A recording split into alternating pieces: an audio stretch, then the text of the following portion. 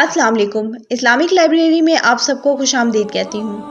Video دیکھنے سے پہلے میرے چینل کو سبسکرائب کر لیں اور بیل آئیکن کو کلک کر دیں تاکہ میری آنے والی ویڈیوز کا نوٹیفیکیشن آپ کو وقت پر ملتا رہے۔ آج کا میرا موضوع ہے حضرت شیس علیہ السلام۔ حضرت آدم علیہ السلام کی وفات کے بعد ان کے بیٹے شیس علیہ السلام نے تبلیغ و ہدایت کی ذمہ داری اٹھائی۔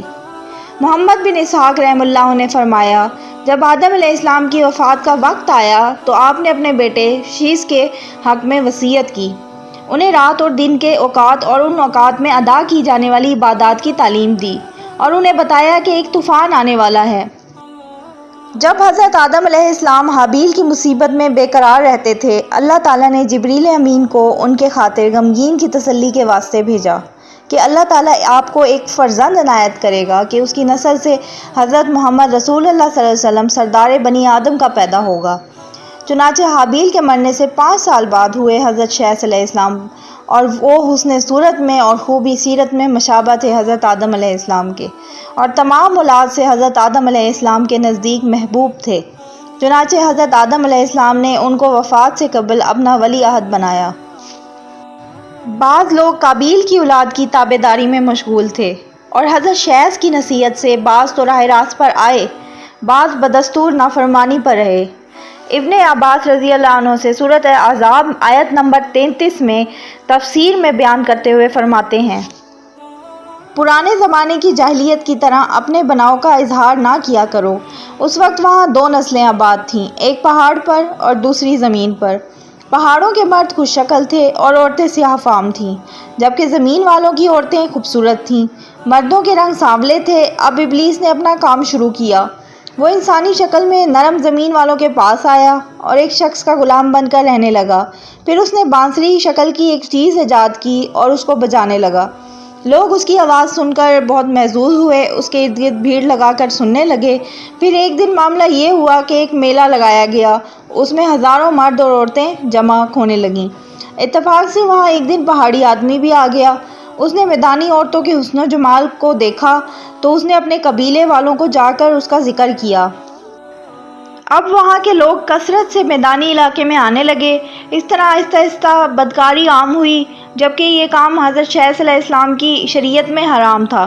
یہ سب بیان کر کے حضرت ابن عباس رضی اللہ عنہ فرماتے ہیں، قدیم جہالت سے یہی مراد ہے، کیونکہ ان لوگوں نے زمین میں ایک عظیم فساد اور انتشار برپا کر رکھا تھا۔ حضرت شیس علیہ السلام نے ان کو بہت سمجھاتے رہے کہ وہ ان فسادی لوگوں سے دور رہیں، مگر شیطان انہیں بھڑکاتا رہا، یہاں تک کہ وہ بہت تھوڑے سے رہ گئے۔ قابیل نے اپنے والد کے دین حق سے بغاوت کر کے پہلے آتش پرستی شروع کی، پھر شیطان نے اسے پتھر سے بت بنانے کا طریقہ سکھا دیا۔ یوں قابیل اور اس کی اولاد نے ایک اللہ کو چھوڑ کر بت پرستی شروع کر دی۔ دنیا میں قتل و غارت، حسد و فساد کی بنیاد قابیل نے ہی رکھی۔ اللہ نے حضرت شیس علیہ السلام کو نبوت کے عظیم منصب پر فائز کی فرمایا اور اولاد کثیر سے بھی نوازا، اور ان کی اولاد نہایت فرما بردار اور نیک بھی تھی، جو اپنے والد کے ساتھ تبلیغ کے کاموں میں مشغول رہی۔ روایت میں ہے، اللہ تعالیٰ نے اپنے پیغمبر پر 100 صحیفے نازل کیے اور 4 کتابیں۔ ان 100 صحیفوں میں سے 50 صحیفے حضرت شیس علیہ السلام پر اترے۔ جب ان کی وفات کا وقت آیا تو انہوں نے اپنے بیٹے انوش کے حق میں وصیت کی، چنانچہ انہوں نے یہ ذمہ داری اٹھائی۔ ان کے بعد ان کے بیٹے کینن، پھر ان کے بیٹے مہلائیل نے یہ منصب سنبھالا۔ ان کے بارے میں اہل فارس کا کہنا ہے کہ وہ ہفتے اقلیم کے بادشاہ تھے۔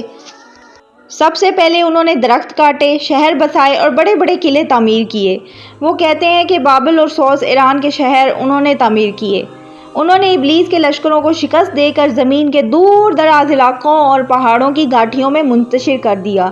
انہوں نے بہت سے سرکش جن اور بھوت قتل کیے۔ ان کا ایک بہت بڑا تاج تھا، وہ لوگوں سے خطاب فرماتے تھے۔ ان کی حکومت 40 سال قائم رہی۔ ان کی وفات پر ان کے بیٹے یرد نے ان کا منصب سنبھالا۔ انہوں نے اپنی وفات کے وقت اپنے بیٹے خنوک کے حق میں وصیت کی۔ مشہور قول کے مطابق انہی کو ادریس علیہ السلام کہا جاتا ہے۔ حضرت شیس علیہ السلام لوگوں کو نصیحت فرماتے تھے کہ سچا مومن وہ ہے جو اللہ کو پہچانتا ہو، نیک اور بد کو جانتا ہو، بادشاہ وقت کا حکم بجا لاتا ہو، والدین کے حقوق ادا کرتا ہو اور خدمت کرتا ہو، صلہ رحمی کرتا ہو اور غصے پر قابو رکھتا ہو، محتاجوں اور مسکینوں کے ساتھ حسن سلوک سے پیش آتا ہو، مصیبت کے وقت صبر کرتا ہو۔ تو یہ تھی آج کی میری ویڈیو۔ اگر آپ کو میری ویڈیو اچھی لگی ہے تو پلیز لائک کریں، سبسکرائب کریں اور کمنٹ کریں۔ اللہ حافظ۔